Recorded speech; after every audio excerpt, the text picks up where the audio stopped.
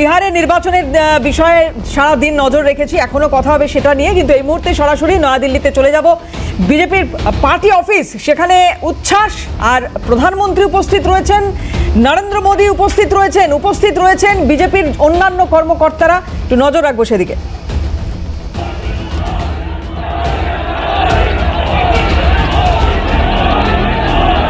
स्वागत के साथ साथ जो बिहार की जनता ने प्रचंड जो जनादेश दिया है, उसके लिए मैं सभी कार्यकर्ताओं की तरफ से बिहार की जनता का हार्दिक अभिनंदन करता हूं, स्वागत करता हूं और धन्यवाद देता हूं। इस जनादेश ने, जो जनादेश ही नहीं, नतीजे बताते हैं कि यह सुनामी है। इस सुनामी में इस बात को स्पष्ट कर दिया है, बिहार की जनता हो या देश की जनता हो, आदरणीय प्रधानमंत्री जी पर अटूट विश्वास उन्होंने व्यक्त किया है और प्रदेश को आगे ले जाने के लिए विकास की राजनीति पर मुहर लगाई है। हम जानते हैं यह चुनाव आदरणीय प्रधानमंत्री जी के नेतृत्व में बड़े स्पष्ट रूप से विकास बनाम जंगल राज के बीच था और लोगों ने विकास को जनादेश दिया, उस पर मुहर लगाई और विकास को आगे बढ़ाने का संदेश स्पष्ट बिहार की जनता ने दिया है।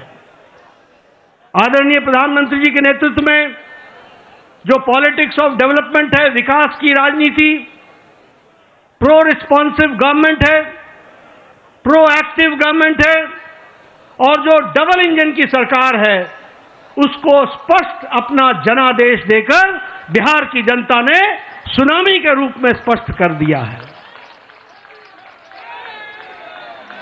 जैसा मैंने पहले कहा, यह रोड मैप विकास का जो था, उसने जंगल राज को बिहार की धरती पर नो एंट्री का स्पष्ट संदेश दे दिया है।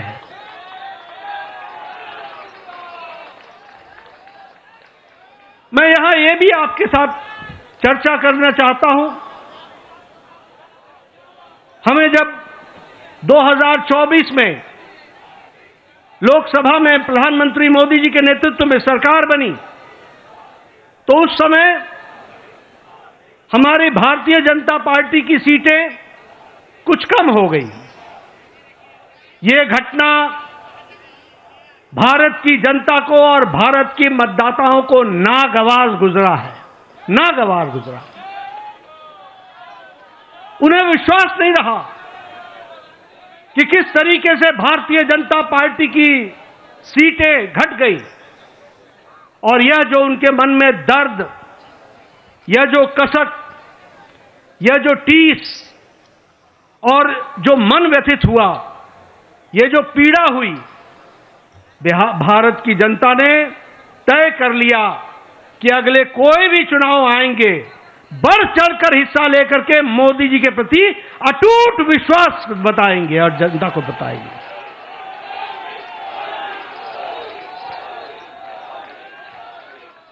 ये प्रधानमंत्री जी के प्रति अटूट विश्वास और प्रेम का नतीजा है और ये अटूट प्रेम और विश्वास भारत की जनता ने 2024 के चुनाव के बाद हर चुनाव में स्पष्टता से दिया है। हरियाणा में चुनाव हुआ, हमारी लोकसभा में सीटें कम हुई थी, उसका मुंहतोड़ जवाब हरियाणा की जनता ने दिया और तीसरी बार हैट्रिक सरकार बना करके दी, ये हमारे ध्यान में आया। उसी तरीके से महाराष्ट्र में भी लोकसभा में कुछ हमारी सीटें कम हुई, महाराष्ट्र की जनता को पसंद नहीं आया, महाराष्ट्र की जनता को नागवार गुजरा और जब विधानसभा के चुनाव हुए तो उन्होंने सूद समेत वापसी की और पूरी की पूरी ताकत के साथ भारतीय जनता पार्टी और एनडीए की सरकार बनाई। हम लोगों ने यहीं, आप सब दिल्ली के कार्यकर्ताओं ने इसको स्पष्ट रूप से देखा कि जब दिल्ली के चुनाव आए तो आपके नेतृत्व पर अटूट विश्वास रखते हुए दिल्ली की जनता ने भी 3 दशक बाद पूरी ताकत के साथ भारतीय जनता पार्टी की विशुद्ध सरकार बनाई। ये जनता जनार्दन का आशीर्वाद आदरणीय प्रधानमंत्री जी को मिला और अब भारत की जनता ने यह स्पष्ट मान लिया है कि अब दोबारा ऐसी गलती नहीं होगी। हमें भारत को विकसित भारत आपके नेतृत्व में ले जाना है, आपके नेतृत्व में भारत को आगे बढ़ाना है, आपके नेतृत्व में भारत को विकास के साथ जोड़ करके चलना है। और इसलिए जब जब चुनाव हो रहे हैं, बार बार पूरी ताकत के साथ अपने सारे रिकॉर्ड को तोड़ करके चुनाव में जनता वोट दे रही है, यह हमको ध्यान में रखना चाहिए। और यही हमको आज के नतीजों में भी बिहार की जनता ने बता दिया है। हाईएस्ट स्ट्राइक रेट हमको देखने को मिला है। और आपने तो बहुत पहले चुनावी सभा में बताया था कि 14 तारीख का इंतजार करें और 14 तारीख को बिहार की जनता स्पष्ट संदेश देगी, और बिहार की जनता ने स्पष्ट संदेश दे दिया है। ये अभूतपूर्व समर्थन प्रधानमंत्री मोदी जी को अटूट प्रेम और अटूट विश्वास का नतीजा है। ये डबल इंजन की सरकार बिहार की जनता को चाहिए, ये स्पष्ट संदेश है। और मैं यहां यह भी कहना चाहूंगा कि जहां प्रधानमंत्री मोदी जी की तरफ अटूट विश्वास जनादेश ने दिया है, वहीं नीतीश कुमार के सुशासन पर भी मुहर लगाई है और उनको भी ताकत दी है। इसलिए जब हम डबल इंजन की सरकार बोलते हैं तो केंद्र सरकार का आशीर्वाद, मोदी जी का अटूट विश्वास और विकास की प्रगति पर चलने वाला बिहार, और उसको कार्यान्वित करने के लिए नीतीश कुमार जी के नेतृत्व ने पूरा काम किया है। इसको भी हमको धन्यवाद देते हुए, बिहार की जनता को धन्यवाद देते हैं। इस चुनाव में समाज के सभी वर्गों का हमें आशीर्वाद मिला है। उधर जो महागठबंधन था वो समाज को बांट करके चुनाव की राजनीति कर रही थी। रणनीति उनकी ये थी कि समाज को खंडित करो, विभाजित करो और उसके माध्यम से राज करने की बात करते। पॉलिटिक्स ऑफ अपीजमेंट, तुष्टीकरण की राजनीति। वो बिहार को बिहारियों के सहारे नहीं चलाना चाहते थे, वो बिहार को घुसपैठियों के सहारे चलाना चाहते थे और उनका समर्थन करते थे।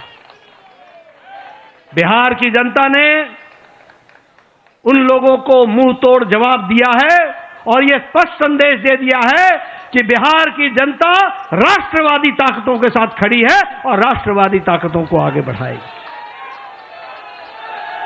मैं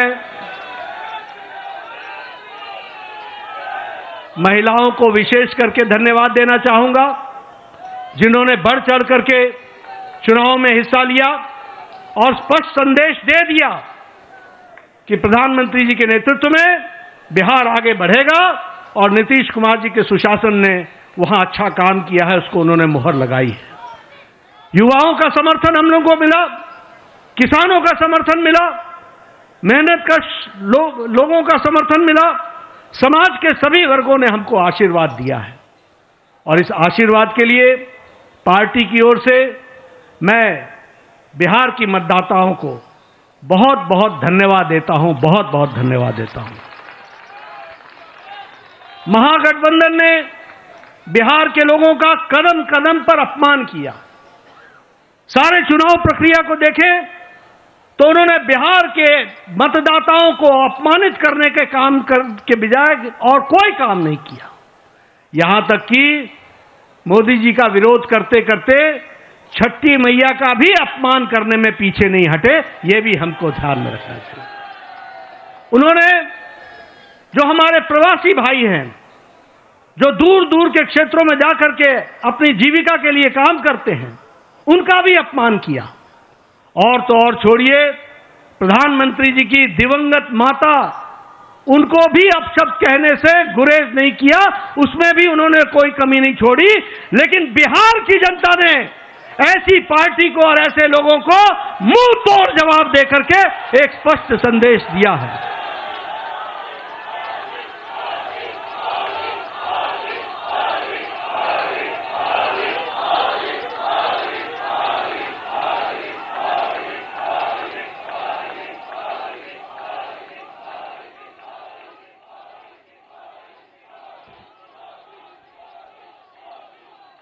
राष्ट्रीय जनता दल,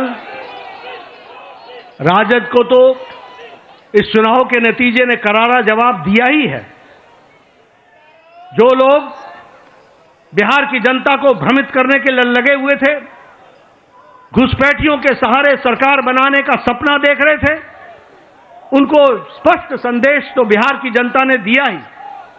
लेकिन सबसे बड़ी बात यह भी है कि जो कांग्रेस, जो परजीवी पार्टी है, आज उसकी बिहार में स्थिति क्षेत्रीय पार्टियों से भी कम हो गई और उनकी वह दुर्गति हुई है, वो भी हमको देखने को मिला है।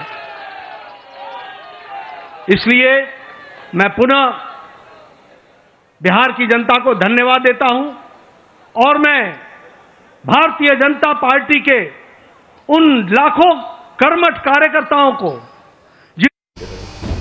বিহারের রায় 2025 কোন দিকে একেবারে স্পষ্ট হয়ে গিয়েছে সেই ছবি কথা বলবো সেটা নিয়ে। আমাদের সঙ্গে যারা প্যানেলে উপস্থিত রয়েছেন একটু আলাপ করে দিই তাদের সঙ্গে। আমাদের সঙ্গে রয়েছেন বিজেপি মুখপাত্র মণিকাঞ্চন পাল এবং রয়েছেন তৃণমূল মুখপাত্র প্রসূন বন্দ্যোপাধ্যায়, দুজনকে স্বাগত জানাবো। এবং পাশাপাশি রয়েছেন কংগ্রেস মুখপাত্র সুস্মিতা বিশ্বাস এবং রাজনৈতিক বিশ্লেষক বর্ণ বর্মন, দুজনকেই স্বাগত জানাবো। আমি আলাদা করে মণিদাকে তো ডেফিনেটলি শুভেচ্ছা জানাবোই এখানে এইরকম একটা বিপুল জয়ের জন্য, এবং আলোচনার অনেকগুলো পরিসর রয়েছে, অনেকগুলো জায়গা রয়েছে, অনেক প্রশ্ন রয়েছে। একটা বিরতির পরে ফিরছি, সঙ্গে থাকুন। आज बिहार के घर घर में मखाने की खीर बनाना पक्का कर दिया है और मुझे खुशी हुई कि यहां भी मखाना की खीर सबको खिलाई गई है।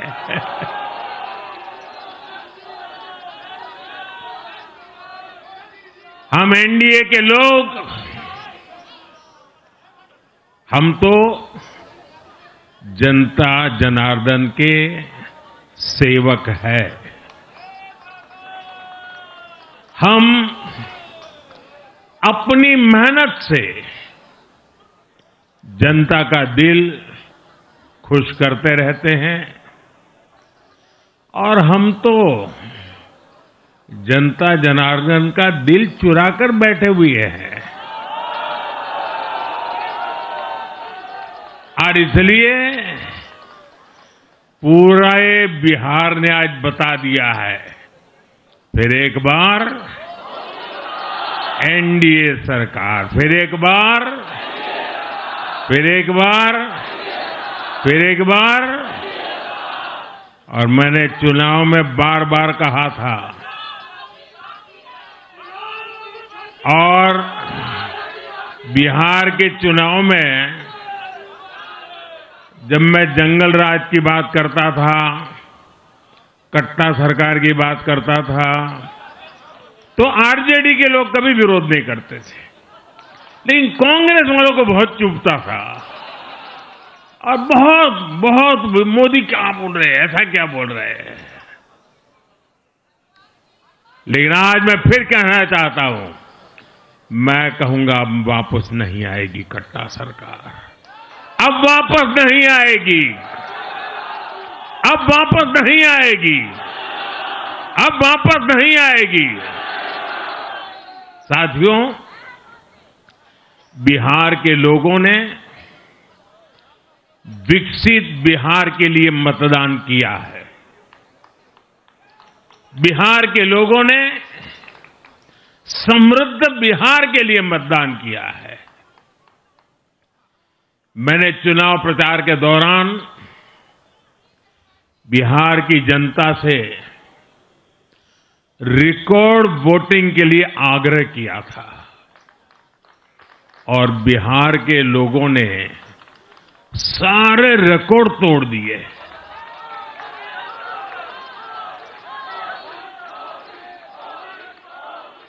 मैंने बिहार के लोगों से एनडीए को प्रचंड विजय दिलाने का आग्रह किया था। बिहार की जनता ने मेरा ये आग्रह भी माना। बिहार ने 2010 के बाद का सबसे बड़ा जनादेश एनडीए को दिया है। मैं बहुत विनम्रता से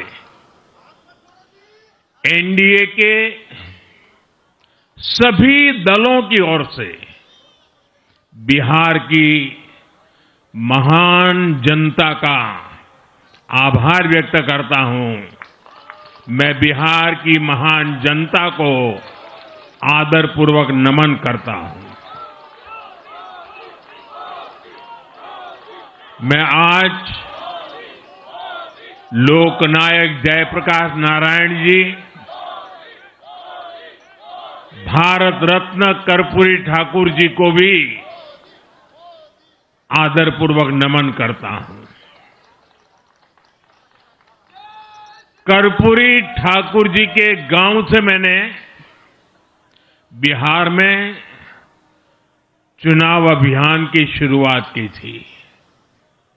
अब आज की ये विजय हमें संकल्पित कर रही है कि बिहार के विकास को नई ऊंचाइयों पर ले जाएं।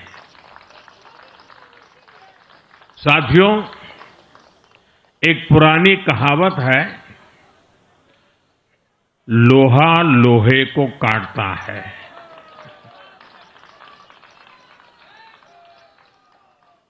बिहार में कुछ दलों ने तुष्टीकरण वाला माय फॉर्मूला बनाया था, पर आज की इस जीत ने एक नया सकारात्मक माय फॉर्मूला दिया है, और ये है महिला और यूथ।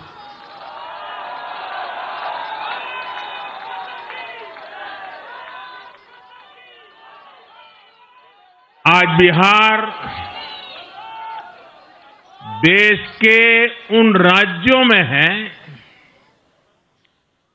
जहां सबसे ज्यादा युवाओं की संख्या है, और इसमें हर धर्म हर जाति के युवा है। उनकी इच्छा, उनकी आकांक्षा और उनके सपनों ने जंगल राज वालों के पुराने सांप्रदायिक माय फॉर्मूले को पूरी तरह ध्वस्त कर दिया है। मैं आज बिहार के युवाओं का विशेष रूप से अभिनंदन करता हूं। मैं बिहार की बहनों बेटियों को नमन करता हूं। मैं बिहार के किसानों, श्रमिकों, दुकानदारों, पशुपालकों, मछली पालकों, सभी को नमन करता हूं। साथियों, मैं एनडीए की पूरी टीम को भी बहुत बहुत बधाई देता हूं। नीतीश जी ने शानदार नेतृत्व दिया।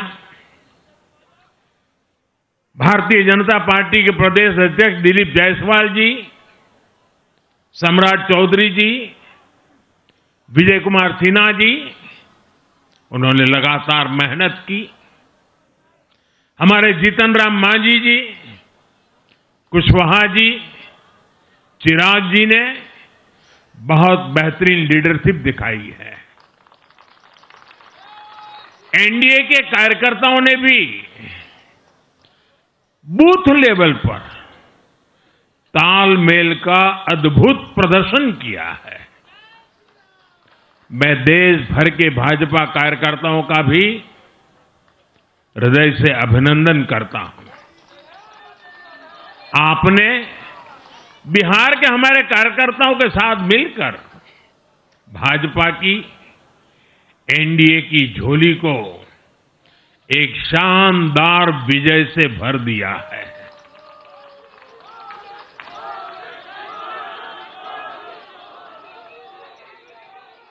मैं जम्मू कश्मीर के नगरोटा के लोगों का और उड़ीसा में नुआपड़ा की जनता का भी आभार व्यक्त करता हूं। उन्होंने उपचुनावों में भाजपा की जीत पक्की की है। साथियों, आज सिर्फ एनडीए की विजय ही नहीं हुई है, ये लोकतंत्र की भी विजय है। भारत के लोकतंत्र पर भरोसा करने वालों की भी विजय है। इस चुनाव ने भारत के चुनाव आयोग पर जनता के विश्वास को और मजबूत किया है। बीते कुछ सालों से लगातार भारी मतदान होना,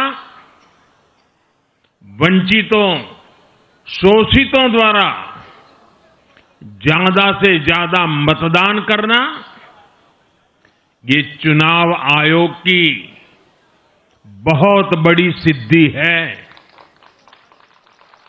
साथियों, ये वही बिहार है जो पहले माओवादी आतंक वहां पर हावी था, जहां पर नक्सल प्रभावित इलाकों में 3 बजे वोटिंग खत्म हो जाती थी।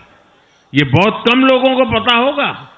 बाकी स्थान पर पूरा समय मतदान होता था, लेकिन उस क्षेत्र में 3 बजे के बाद मतदान कराना भी मुश्किल होता था। लेकिन इस बार के चुनाव में बिहार में बिना किसी डर के लोगों ने उत्साह और उमंग के साथ एक उत्सव की तरह वोट दिया है। बिहार में जब जंगल राज था, तब क्या क्या होता था, ये भी आप जानते हैं। सरेआम मतदान केंद्रों पर हिंसा होती थी, मतपेटियां लूटी जाती थी। आज वही बिहार रिकॉर्ड मतदान कर रहा है। शांतिपूर्ण मतदान कर रहा है। हर किसी का मत दर्ज हुआ, हर किसी ने अपनी पसंद से मत दिया है। साथियों, रीपोलिंग के आंकड़े भी इस बदलाव की गवाही देते हैं।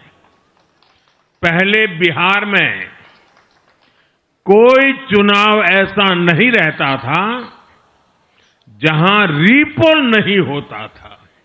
जैसे 2005 से पहले सैकड़ों जगह पर रीपोलिंग हुई थी।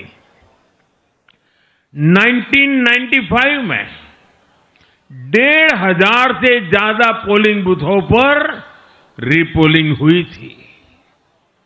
साल 2000 के चुनाव में भी करीब 1,500 जगहों पर फिर से चुनाव करना पड़ा था।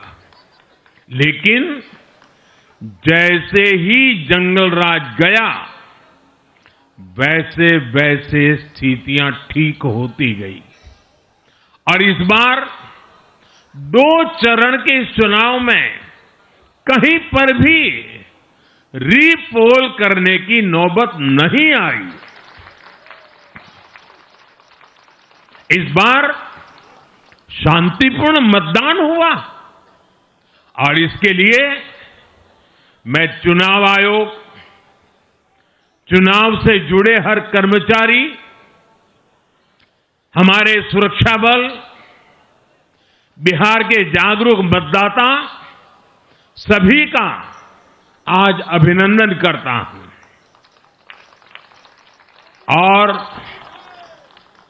देश को आप सभी पर गर्व है, ये मैं गर्व से कहना चाहता हूं। साथियों, बिहार के चुनावों ने एक और बात सिद्ध की है। अब देश का मतदाता, खास तौर पर हमारा युवा मतदाता, मतदाता सूची के शुद्धिकरण को बहुत गंभीरता से लेता है। बिहार के युवा ने भी मतदाता सूची शुद्धिकरण को जबरदस्त तरीके से सपोर्ट किया है और मैं मानता हूं कि लोकतंत्र की पवित्रता के लिए हर मतदाता का उसकी अहमियत होती है, उसका हक होता है।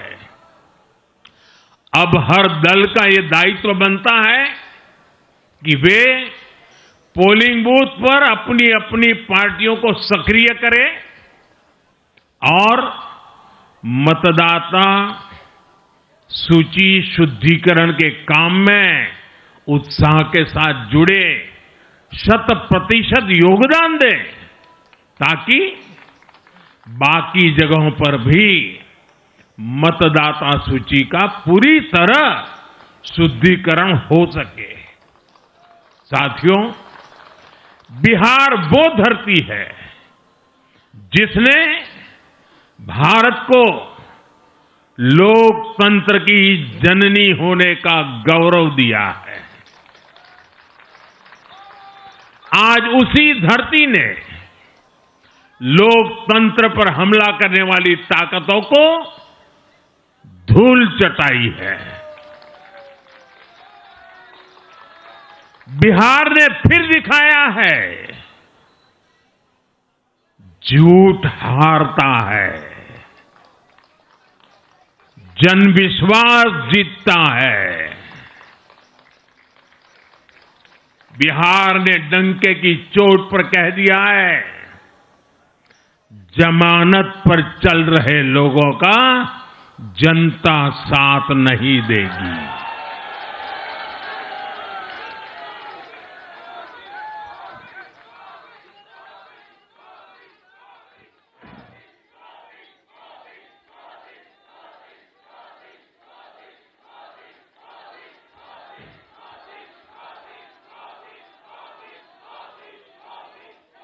साथियों, भारत अब सच्चे सामाजिक न्याय के लिए वोट कर रहा है, जहां हर परिवार को समानता, सम्मान और अवसर मिलते हैं और जहां अब तुष्टीकरण की कोई जगह नहीं, लेकिन तुष्टीकरण की जगह ले ली है संतुष्टीकरण ने। संतुष्टीकरण ये सबसे बड़ा मान है। भारत के लोग अब सिर्फ विकास चाहते हैं, तेज विकास चाहते हैं, विकसित भारत बनाना चाहते हैं। साथियों, नई सरकार के साथ एनडीए अब बिहार में 25 वर्षों की स्वर्णिम यात्रा की तरफ आगे बढ़ रहा है।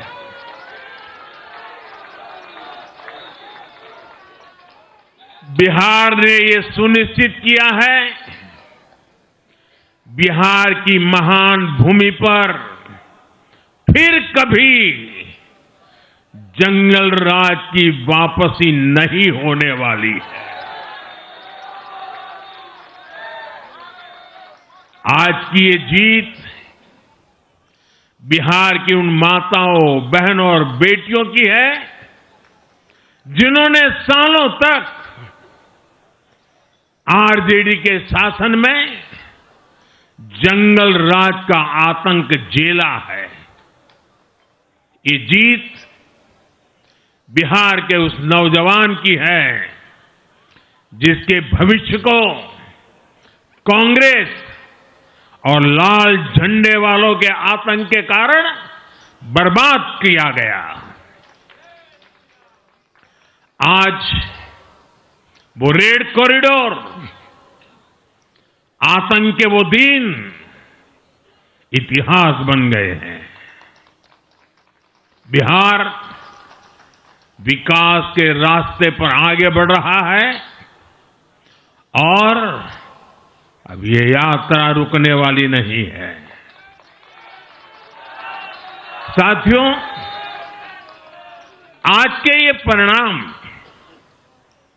उन विकास विरोधियों को भी बिहार का जवाब है जो कहते थे और बेशर्मी से कहते थे कि बिहार को एक्सप्रेसवे। साथियों, बिहार की आन बान शान ये हमारी प्राथमिकता है।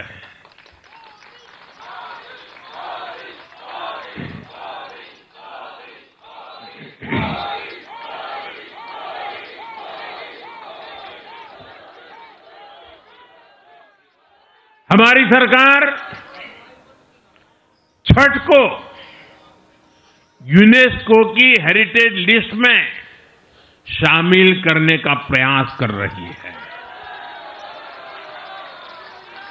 लक्ष्य ये है कि पूरा देश, पूरी दुनिया इसके महत्व से, इस संस्कृति से जुड़ सके।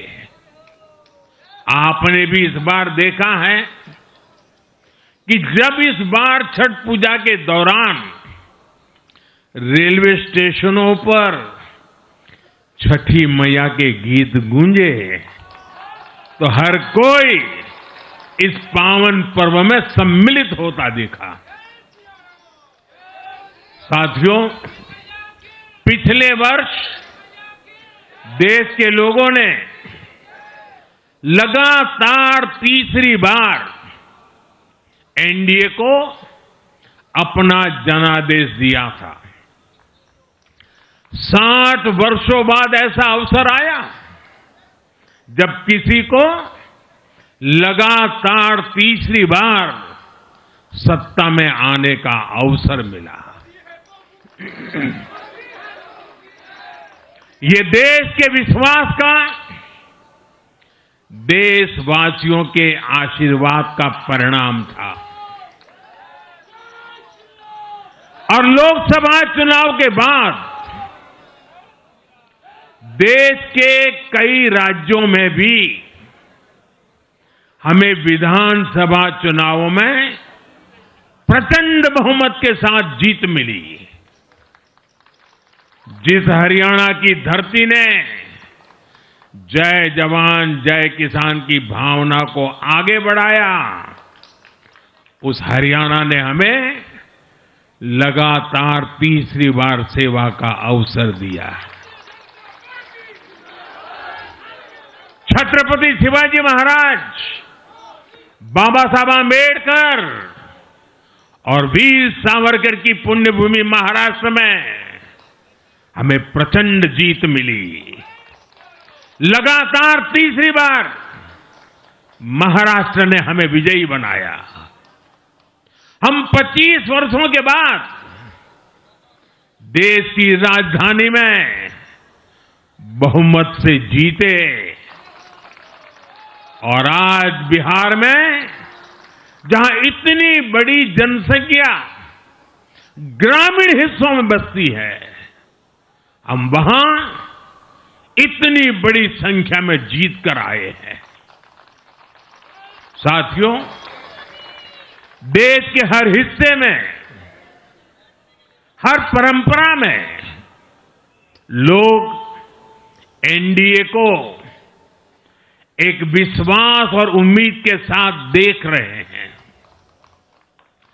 देश के महानगरों से देश के ग्रामीण इलाकों तक, देश के फाइनेंशियल सेंटर से टियर 2 और टियर 3 शहरों तक, देश की नारी शक्ति से देश के फर्स्ट टाइम वोटर्स तक, हर वर्ग, हर जाति, हर समुदाय, हर क्षेत्र ने एनडीए को अपना विश्वास, अपना आशीर्वाद दिया है और लगातार अपना आशीर्वाद दे रहे हैं।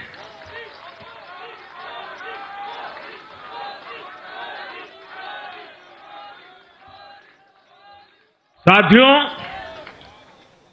भाजपा की एनडीए की सरकारों को 20-20 साल बाद भी अगर जनता फिर से चुन रही है तो ये देश में pro people, pro governance, pro development राजनीति की स्थापना है। ये भारत की राजनीति का नया आधार है और इसी pro people, pro governance, pro development आधार पर चलते हुए हम बिहार को विकसित बनाएंगे, देश को विकसित बनाएंगे।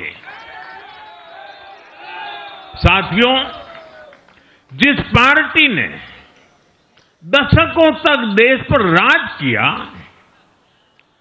उस पर देश की जनता का विश्वास लगातार घट रहा है। कांग्रेस देश के अनेक राज्यों में सालों से सत्ता से बाहर है। बिहार में 35 साल, गुजरात में 30 साल, यूपी में भी करीब करीब 4 दशक और पश्चिम बंगाल में करीब 5 दशक से कांग्रेस की सरकार लौटी नहीं है। साथियों, पिछले 3 लोकसभा चुनावों में कांग्रेस 3 अंकों की संख्या तक पहुंच नहीं पाई है। 2024 के लोकसभा चुनाव के बाद, मैं 24 के बाद की बात कर रहा हूं, 2024 के लोकसभा चुनाव के बाद देश के 6 राज्यों में विधानसभा चुनाव हुए और इनमें भी कांग्रेस 100 सीटों का आंकड़ा पार नहीं कर पाई है। 6 की, मैं 6 विधानसभा की बात कर रहा हूं। और आज ही के दिन सिर्फ एक चुनाव में हमारे जितने विधायक चुने गए हैं, कांग्रेस पिछले 6 चुनावों में 6 चुनाव में उतने विधायक जीत नहीं पाई।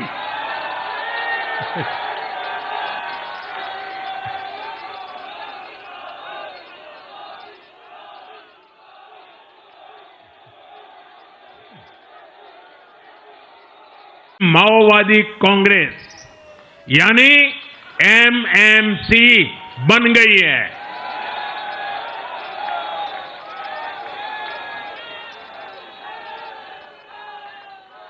ये कांग्रेस मुस्लिम लीगी माओवादी कांग्रेस है, ये एमएमसी है।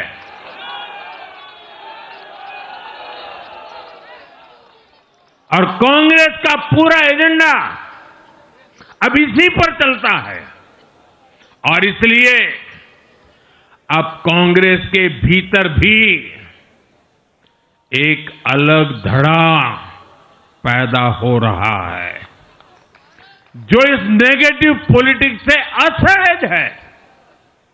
ये जो कांग्रेस के नामदार है, ये जिस रास्ते पर कांग्रेस को लेकर चल रहे हैं, इसके प्रति घोर निराशा, घोर नाराजगी अंदर ही अंदर पनप रही है। और मुझे तो आशंका है, हो सकता है कि आगे कांग्रेस का एक और बड़ा विभाजन हो। और साथियों, कांग्रेस के जो सहयोगी दल हैं वो भी समझने लगे हैं कि कांग्रेस अपनी नेगेटिव पॉलिटिक्स में सबको एक साथ डुबो रही है। और आपको याद होगा, इसीलिए ही तो मैंने बिहार चुनाव के दौरान भी कहा था कि कांग्रेस के नामदार तालाब में डुबकी लगाकर बिहार चुनाव में खुद डूबने और दूसरों को डुबेने की प्रैक्टिस कर रहे हैं।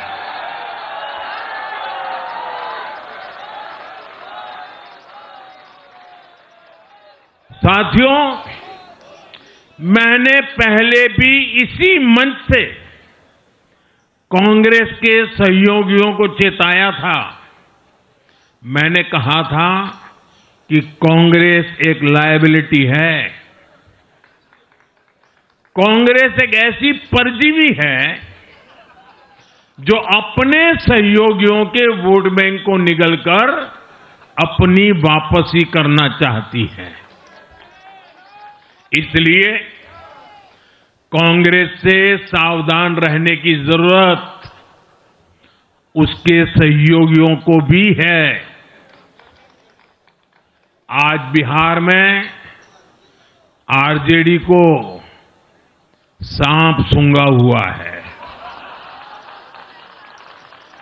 और जैसे मैंने बिहार चुनाव के समय कहा था, बहुत जल्द दोनों का झगड़ा अब खुलकर सामने आने वाला है।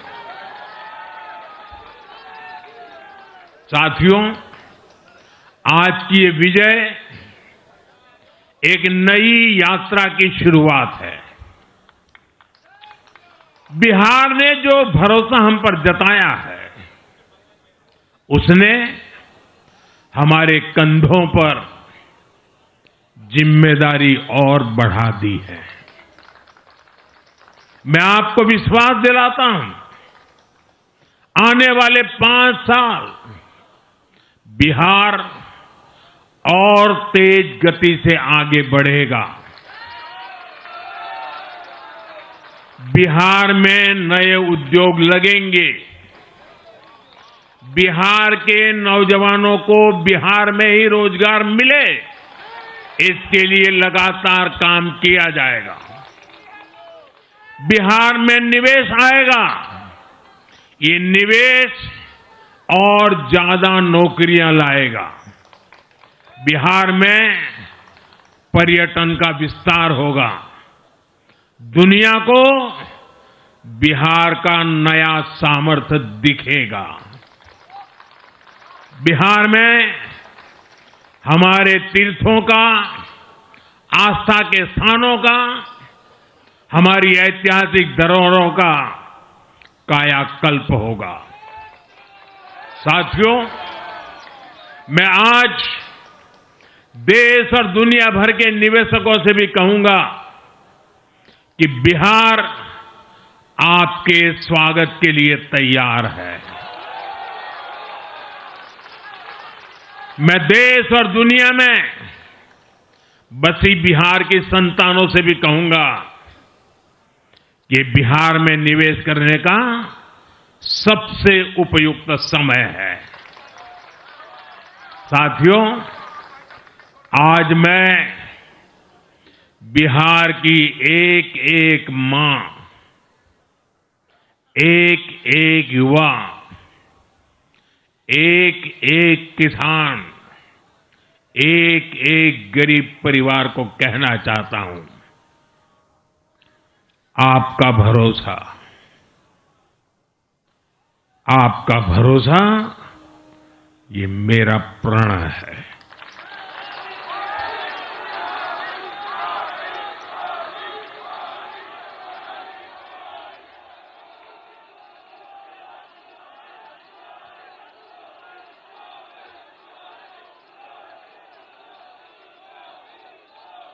और मैं कहता हूं कि आपकी आशा मेरा संकल्प है। और मेरे नौजवान साथियों, आपकी आकांक्षा ये मेरी प्रेरणा है। हम मिलकर एक ऐसा बिहार बनाएंगे जो समृद्ध होगा, विकसित होगा।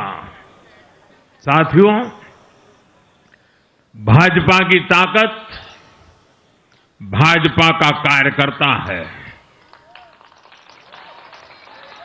जब भाजपा का कर्मठ कार्यकर्ता कुछ ठान लेता है तो कोई भी लक्ष्य असंभव नहीं रह जाता। आज भाजपा की हर सफलता का आधार उसका कार्यकर्ता ही है। और अब आज की इस विजय ने भाजपा कार्यकर्ताओं को केरला, तमिलनाडु, पुडुचेरी, असम और पश्चिम बंगाल में भी नई ऊर्जा से भर दिया है।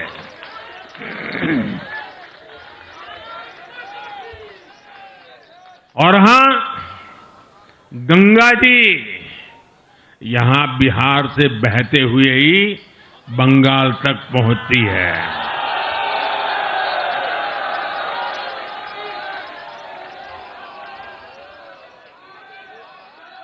बिहार ने बंगाल में भाजपा की विजय का रास्ता भी बना दिया है।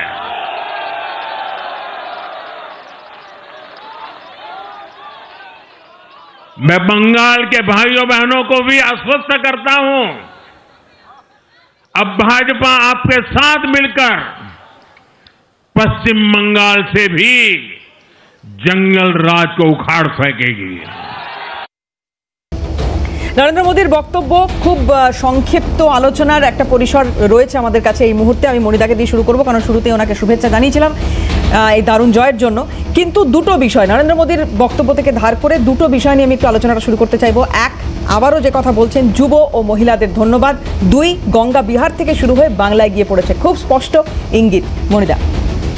সে তো অবশ্যই ভোটের রেজাল্ট যা হয়েছে তাতে এতদিন ধরে যে ধর্মনিরপেক্ষতা এবং সাম্প্রদায়িকতা নিয়ে যে ভণ্ডামি চলছিল, সোজা কথা, বিভিন্ন লোককে ধর্মের নামে, জাতের নামে ভাগ করে দেওয়া, আর কথায় কথায় মুসলিমদের জন্য একদম পিঠ যেন একদম ঢলে পড়ছে, এই জায়গা থেকে বিহারের মানুষ নতুন পথ দেখিয়েছে। আর একটা জিনিস, আমার সাথে দুজন মুখপাত্র আছে তৃণমূলে, সময়টাও বেশি পাবে, বলার সুযোগও বেশি পাবে, কথাও বেশি বলবে। তাদের কাছে একটা উত্তর দিন, না বলবেন না দিদি, আপনাদের সুপ্রিমো তো সব জানতা অজন্তা, তো সুতরাং বললেন তো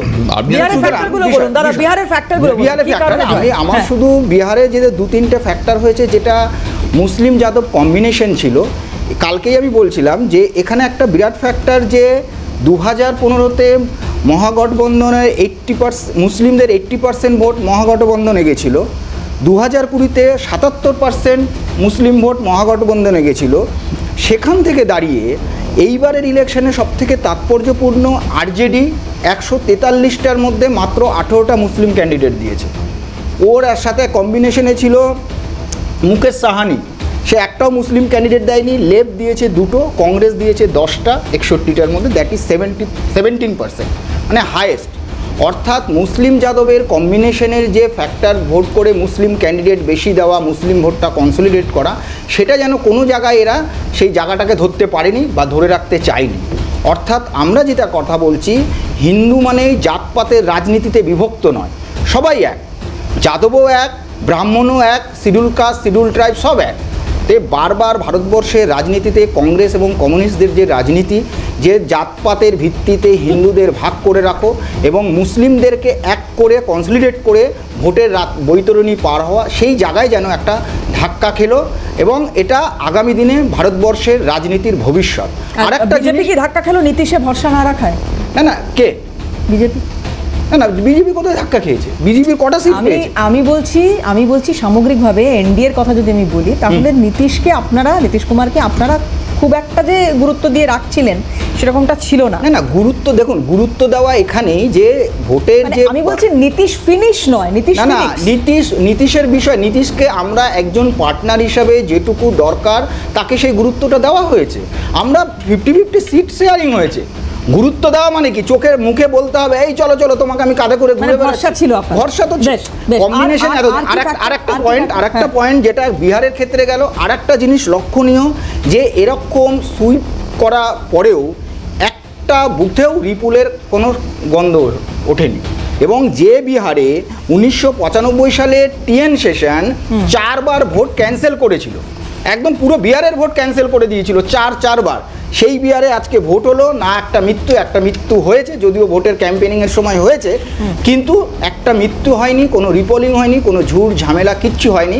আমার তৃণমূল বন্ধুদের বলবো যে তোমরাও অন্তত কথা দাও যে 2026 ইলেকশন আসছে, বাংলাও যেন আমরা এই বিহারের চিত্র দেখতে পারি। বারবার বিহারকে আমরা ছোট করে দেখি, সেই বিহার যেটা পারলো মাত্র 20 বছরে, তোমাদেরও তো দেখতে দেখতে 15 বছর হয়ে গেল, তোমরাও জানো পশ্চিমবাংলার যে কালচার রয়েছে পলিটিক্যাল মার্কেটে। সময় খুব সংক্ষিপ্ত, প্রসন্দার কাছে আসবো। প্রসন্দা, আমি তাহলে এখানটায় আসি যে এই যে গঙ্গা বিহার থেকে শুরু বাংলায় গিয়ে পড়ছে, নরেন্দ্র মোদীর এই বক্তব্য। মুঙ্গের লাল কি হাসিন স্বপ্নে বলে একটা সিনেমা হয়েছিল, দেখেছেন? হাসিন স্বপ্নে দেখে কেউ, ওটা একটা সিরিয়াল ছিল। হ্যাঁ ওই সিরিয়াল আর কি। ওটা তো 20% ভোট পেয়েছে বিজেপি, মাত্র 20% ভোট পেয়ে যে লাফালাফি করছে। আর পশ্চিমবঙ্গের বিজেপির কিছু নেতা যেরকম লাফাচ্ছেন, আমার মনে হচ্ছিল অনেক সময় দেখতাম পাড়াতে না কিছু পরিবার ছিল নিজেদের ছেলেরা চাকরি পেত না, কম্পিটিটিভ পরীক্ষা দিলেই ফেল করতো, পাশের বাড়ির ছেলেটা পাস করলে আনন্দ করতো, আমি তো কোনোদিন পারবো না, চাকরি পাবো না, ও করেছে, ওতেই মিষ্টি ফিষ্টি খেয়ে নিত। এখন এদের সমস্যা হচ্ছে যেখানেই জিতলো, হয়তো মহারাষ্ট্র জিতলো, এখানে সেলিব্রেশন। দেখলাম যে সকালবেলা বিভিন্ন চ্যানেলে পাটনাতে বিজেপি ক্যাম্প মোটামুটি নর্মাল, বেঙ্গল লাফাচ্ছে, কারণ ওরা যাই হোক একটা কিছু করেছে, লড়াই ফড়াই করেছে।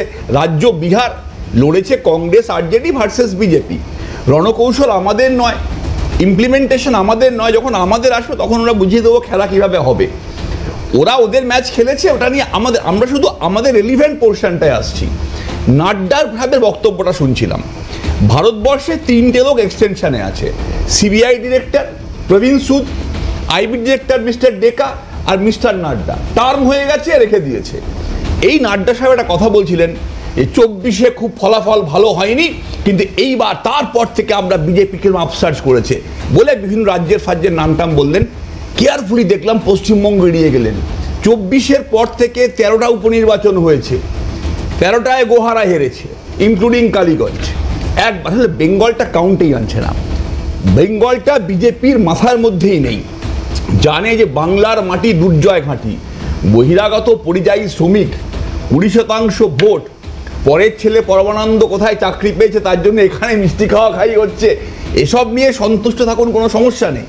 অমিত শাহ তো দেখলাম গম্ভীর, দিল্লিতে ব্লাস্টের পরে ওকে বলতেই দিচ্ছে না, মোদী বলেছে একদম চুপ করে থাকো, অনেক হয়েছে, নাম ডুবিয়েছ, কোনোভাবে নীতিশ কুমার 18%, ওরা পেয়েছে 20% করে একটা সরকার করেছে। আমি আবার বলেছি বিহারের ভোট বিহারে হয়েছে, পশ্চিমবঙ্গে সব বুথে এজেন্ট দিতে পারবে কিনা সন্দেহ আছে। বিজেপির উচিত, যেটা সেদিনকে সায়ন্তন বসুর একটা বক্তব্য শুনছিল, দেখুন সায়ন্তন বসু তৃণমূল করেন না, ইউটিউবে আছে, আপনিও পেয়ে যাবেন সার্চ করলে এক্ষুনি। যতটা মনে আছে আমার, উনি নিজেই বলছেন 30-এর বেশি আসন পাবে না বিজেপি। আমি বলছি না, তৃণমূল বলছে না, ওদের বরিষ্ঠ কর্মকর্তা ছিলেন, আমার থেকে বিজেপিটা বেটার জানেন, প্রস্তুতি নেই, অপ্রস্তুত একটা দল, নিজের মধ্যে খেয়ে সভাপতি হবে। তাহলে প্রধানমন্ত্রী আজকে এইরকম একটা বক্তব্য, প্রধানমন্ত্রীকে একটু শুনিয়ে নি আরেকবার, তাহলে নিশ্চয়ই কথা বলবো, প্রধানমন্ত্রী বলে কথা একদম ওনার বক্তব্যের শেষ ভাগে একটু শুনে নিব কি বলছেন মোদী।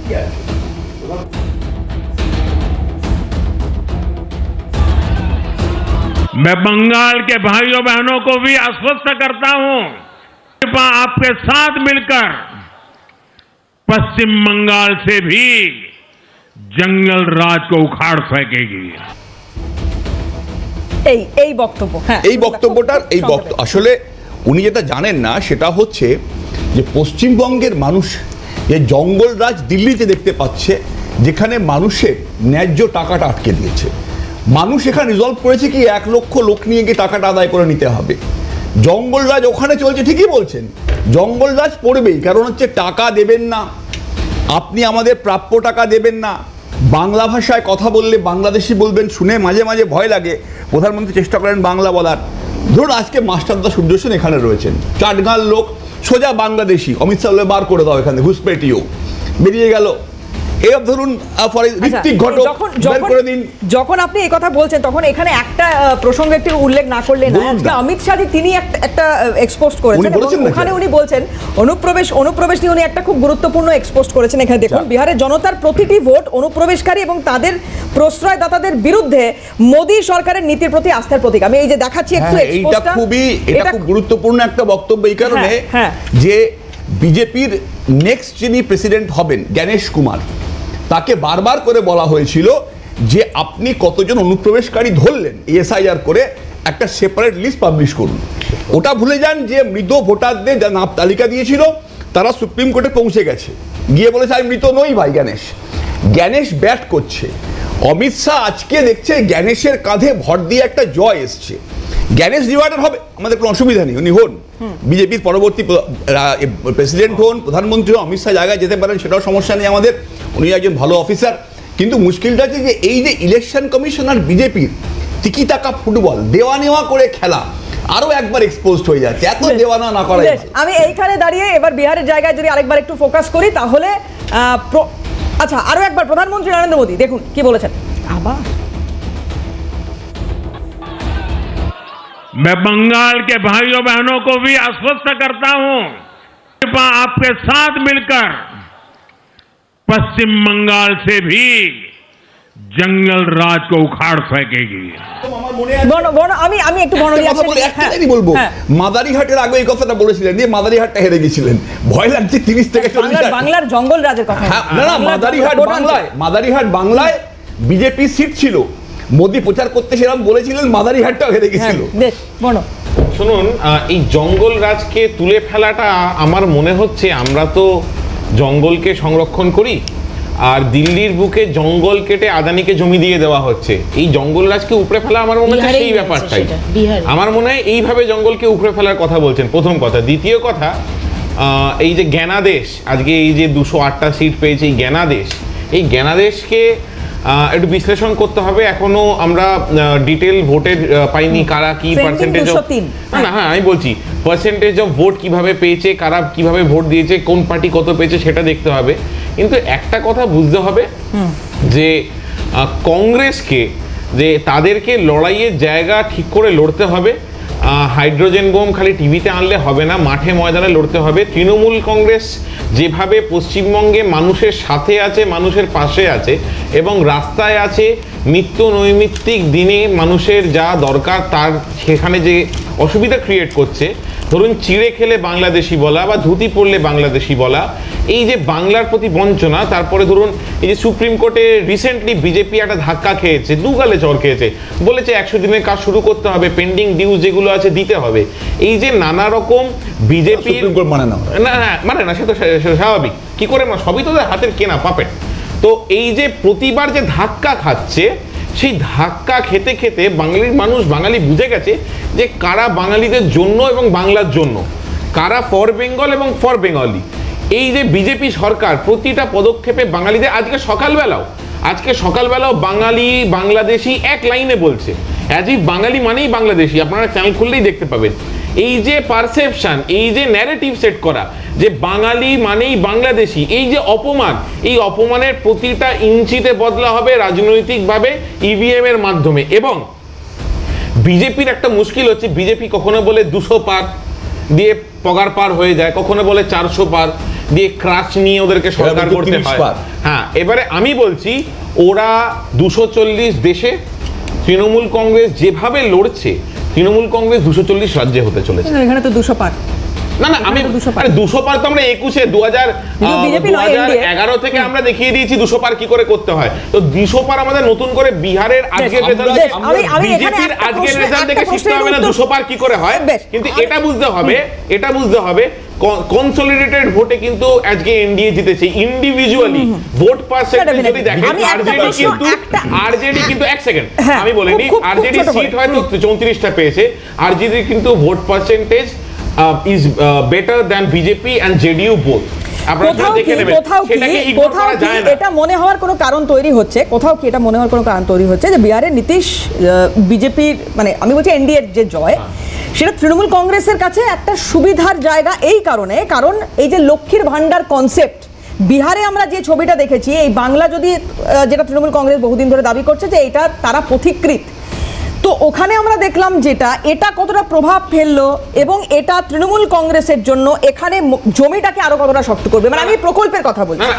আমি আপনাকে বলি, দেখুন মমতা ব্যানার্জি 84 সাল থেকে জনপ্রতিনিধি, ভিকারি পাসওয়ান থেকে শুরু করে নেতাই থেকে চমকাইতলা ছোট আঙারিয়া মানুষের পাশে থেকে মমতা ব্যানার্জি আছে। মমতা ব্যানার্জি হয়েছে, মমতা ব্যানার্জি একদিনের প্রোডাক্ট না, প্যারাসিটও নাবিনি লিফটে উঠে মমতা ব্যানার্জি হয়নি। তাই জন্যে মমতা ব্যানার্জির দূরদৃষ্টিতা আছে মানুষের পাশে কি করে দাঁড়াতে হয়। তাই জন্য খালি লক্ষ্মীর ভান্ডারকে বলবেন না, স্বাস্থ্য সাথী, আমি বলে দিচ্ছি আপনি কথা বলছেন, দেখুন ওয়ার্ড ব্যাংক এটার বিরোধিতা অন্তত তোমরা করবে না। আমরা বলছি মানুষকে খালি টাকা দিয়ে কেনা যায় না। বিজেপি কি করছে দেখুন, বিহারের শিক্ষার হার যদি দেখেন এখনো একটা স্টেডি জায়গায় কিন্তু নেই। আমি ছোট করে বলছি না, এখন স্টেডি জায়গায় নেই।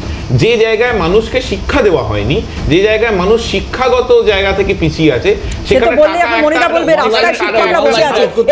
বেশ আমি একটা খুব শার্প ব্রেক নেব, খুব দ্রুত বিরতির পরে ফিরছি এবং খুব গুরুত্বপূর্ণ একটা জায়গায় বা সুস্মিতাদির কাছে আসবো।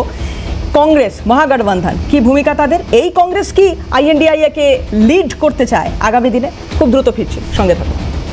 মহাগঠবন্ধন এই বন্ধন কতটা দৃঢ় ছিল তার উত্তর আমি সুস্মিতাদির কাছ থেকে নেব, কিন্তু তার আগে কুণাল ঘোষ তার একটা প্রতিক্রিয়া বিষয় দেখুন।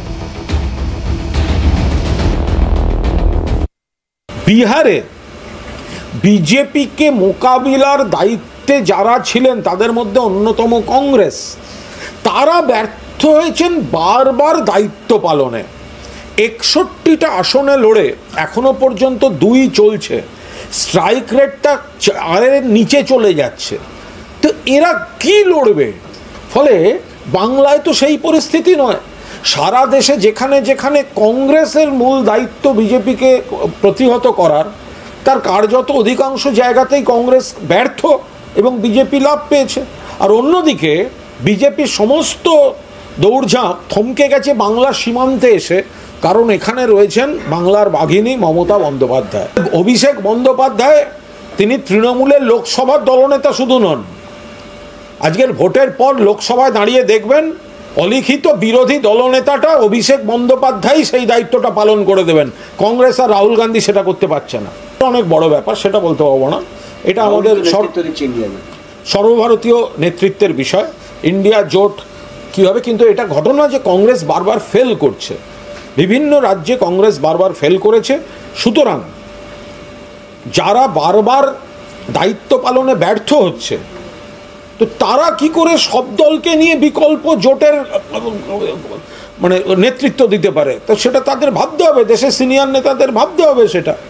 আর যেখানে মমতা বন্দ্যোপাধ্যায়ের নেতৃত্বে পশ্চিমবঙ্গে বারবার বিজেপিকে পরাজিত করা হচ্ছে, তো সেখানে কংগ্রেসকে সেটা ভাবতে হবে। সুস্মিতাদি ফেসবুক পোস্টে অতি বড় বিজেপি সমর্থক লিখছেন যে আজকে শিশু দিবস, রাহুল গান্ধী তেজস্বী যাদবকে শিশু দিবসের শুভেচ্ছা। দেখুন, সবচেয়ে বড় কথা হচ্ছে সাধারণ মানুষ, সংসদীয় গণতন্ত্রে আমরা একটা জিনিস জানি, সাধারণ মানুষের রায়টা আমরা মেনে নিতে জানি। সাধারণ মানুষ যদি রায় দিয়ে থাকে যে তারা বিজেপির পক্ষে কিংবা জেডিইউর পক্ষে তারা তাদের সমর্থন প্রকাশ করবে, তাহলে অবশ্যই সেই জায়গায় আমাদের কোনো অমত থাকতে পারে না। কারণ আমরা সেই জায়গায় বলবো আমরা পরাজিত হয়েছি এবং সেই পরাজয় আমরা মাথা পেতে মেনে নিচ্ছি।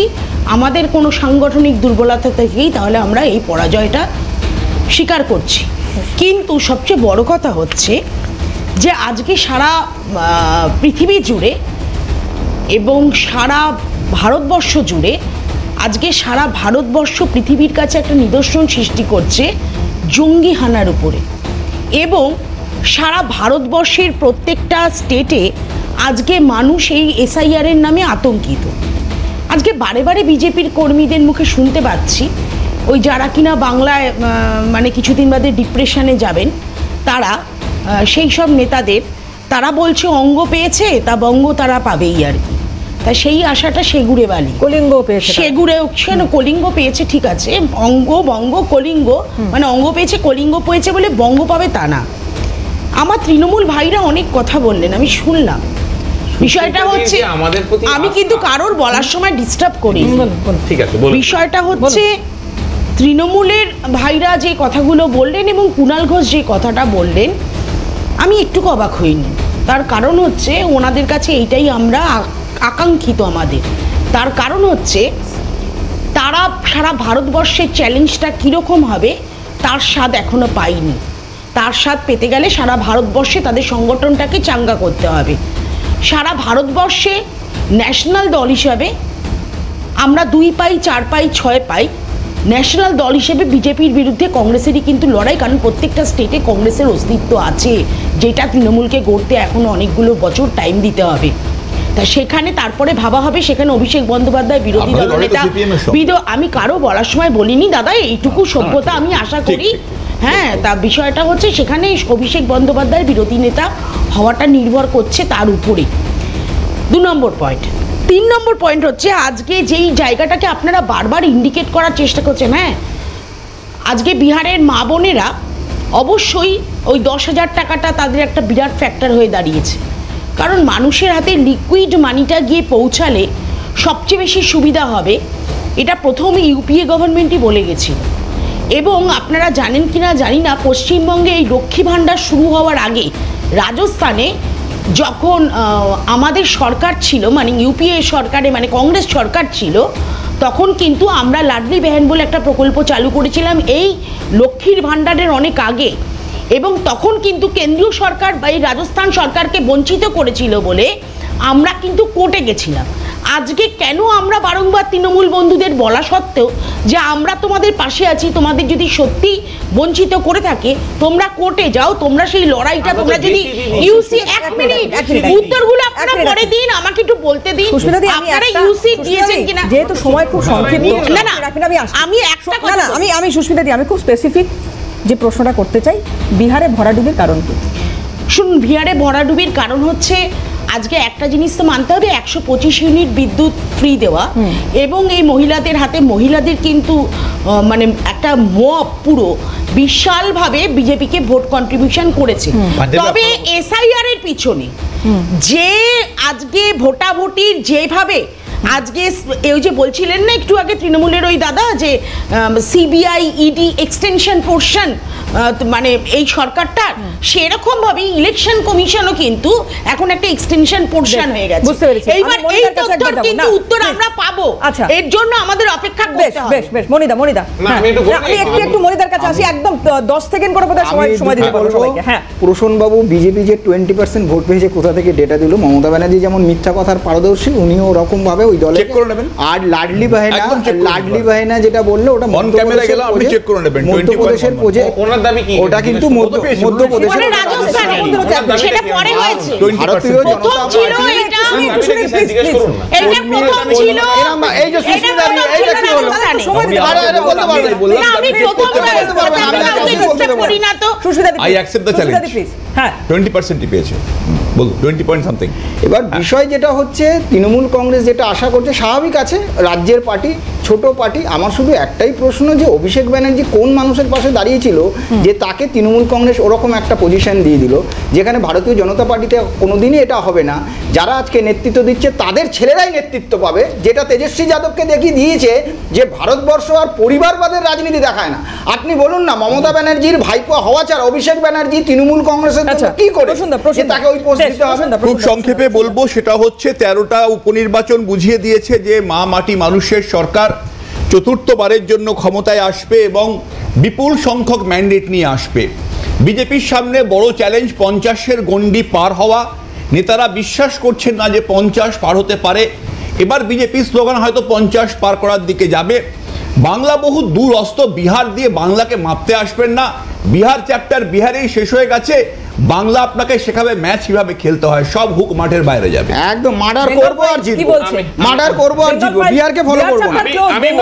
আমি বলছি এই যে বলছে না মার্ডার করবে, ভোটের সময় এবং ভোটের আগে থেকে ল অ্যান্ড অর্ডার সেন্ট্রালের হাতে চলে যায়, ইলেকশন কমিশনারের কাছে চলে যায়, that is not a state subject. তাই জন্যে যা মার্ডার হয় তার দায়িত্ব নিতে হবে মণিকাঞ্চন দাদের, প্রথম কথা। দ্বিতীয় কথা, what Bengal thinks today rest of the India thinks tomorrow মহামতি গোখলে বলে গেছে, সেইভাবেই বলি রাজনীতিতে বাংলাকে ট্যাকেল করার মতো স্কিল এখনো ভারতবর্ষে কারুর নেই, সেটা বিজেপিও খুব ভালো করে জানে। তাই জন্যে ওদের যে এই যে চিন্তা ভাবনা কল্পনা, আকাশ কুসুম কল্পনা,